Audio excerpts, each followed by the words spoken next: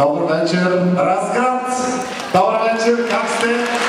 Добре, аплодирайте децата, това са вашите деца. След малко ще направим една оговорка. За нещо друго ме забравя каква ще ни е оговорката, но аз ще се сетя.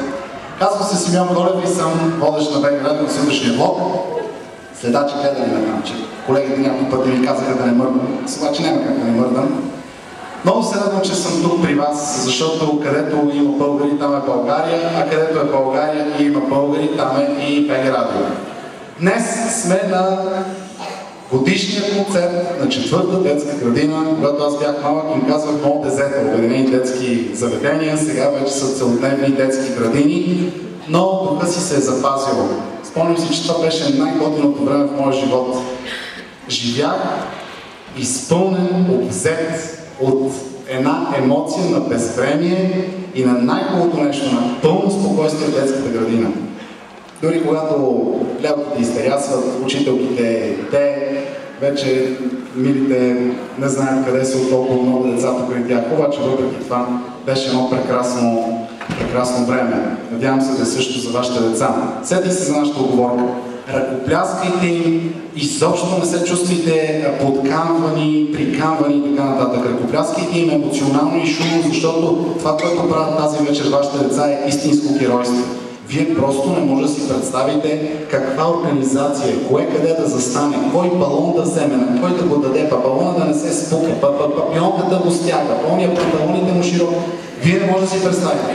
Защото сте дошли, седнали сте, удобно, готино, но на децата на какъв пангар са и ево за тия малки машинки, защото само вашите деца могат да направят това нещо. Сигурен съм, че ще бъде супер шоу.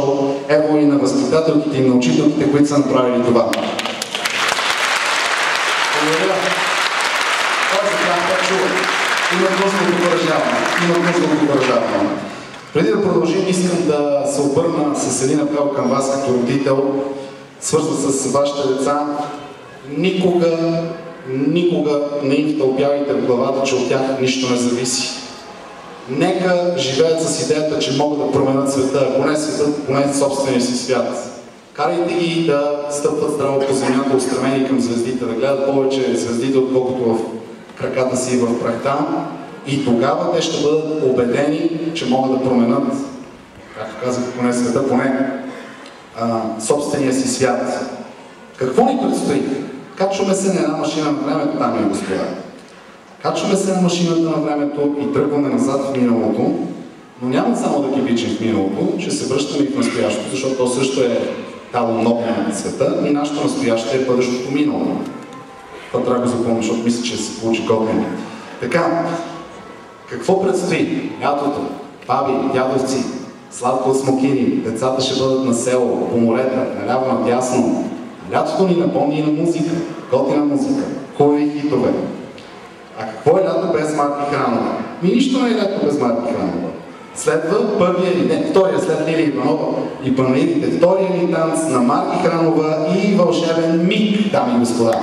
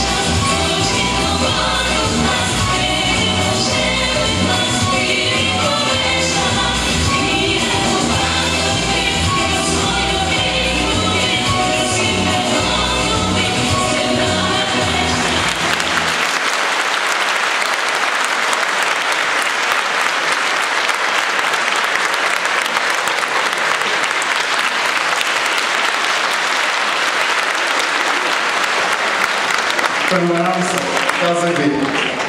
Не само децата, ами целият екип на детската градина. Четвърта детска градина, машини, просто машини. Виждам ги отзад учителките, стоят все едно, те са на сцената си. Това, което са направили, наистина, ако някой дойде и ми го предложи аз да се захвана, ще кажа благодаря, беше ви приятно, чао. Много е трудно, но те са го направили супер. Като човек, който работи в БГ Радио, нека ви кажа, че имам удоволствието, в повечето случаи, разбира се, да познавам, както и цели наш екип, всичките ни колеги и по-голяма част от българските звезди. Васил Найденов няма такъв. Той няма книжка. Не знам дали знаете, но Васил Найденов прави по 40 000 и 50 000 км годишно, защото той има много участия. Наистина той е пожарен човек. Но той няма книжка. Въпреки това имат 15-16 коли сигурно са сменили. Първата им кола обаче е от 80-те години, една Тойота, 84-та май купуват и се казва Валентина Терешкова, така си я кръстили. Що не знам. Чули се за това име, знаете, това е руски космонавт, жена космонавтка и така. Защо го казвам това ли? Откъде да знам? За да промотирам по някакъв начин Васил Найденов. Има една песен, която е велика, Междучасие, и ние сме направили танц точно на тази песен. Дами и господа, още веднъж аплодисменти за децата!